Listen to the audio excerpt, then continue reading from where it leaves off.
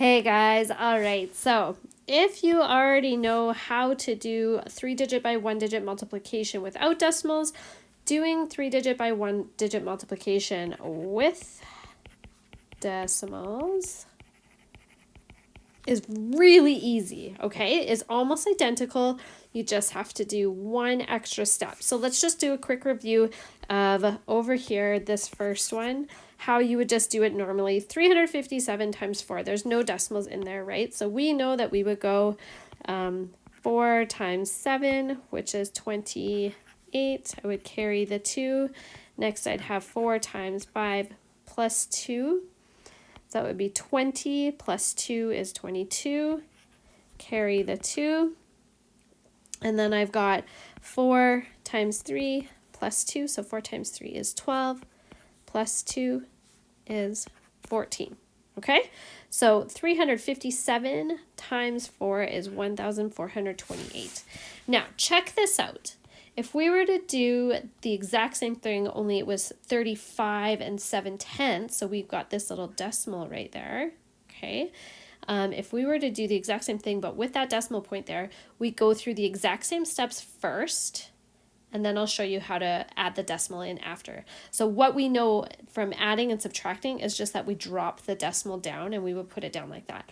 With multiplying, it's different, okay? So avoid the temptation to just drop your decimal and put it, line it up below. When we get to multiplying and dividing, we do it a little bit differently, okay? Okay, so we've got 4 times 7, which is 28. 4 times 5 plus 2, which is 22. And then 4 times 3 plus 2 is 14. We know that.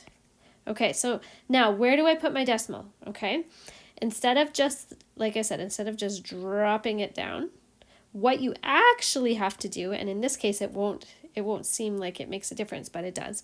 What you actually do is you count how many numbers are after your decimal. So right here I can see that the 7 comes after the decimal, so I only have one number that comes after a decimal in this whole question. So that means right now my decimal technically is right there, right? Technically this, if I was to add a number after the decimal, this would be it.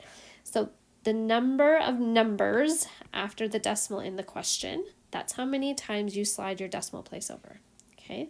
So you would slide it over like this, one place over like that, okay? So that would give me, I would put my decimal there, and that would be my answer. So you can see that I slid my decimal one place over because I had one number after the decimal, but essentially you could think of it too. If I have one number after the decimal in the question, I should have one number after the decimal in the answer. So what happens if it's right there then?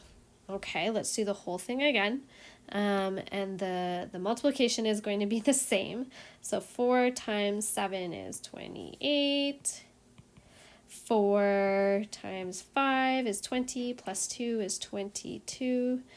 4 times 3 plus 2 is 14. Okay, so again, I want to count how many numbers are after my decimal. So I have a 5 and a 7. So I have 2 numbers after my decimal. So that means I'm going to slide my decimal 2 places. And that's where I'm going to put it in the answer. And if you look at it again this way, I have 2 numbers after a decimal place in my question and 2 numbers after a decimal place in my answer. Okay, so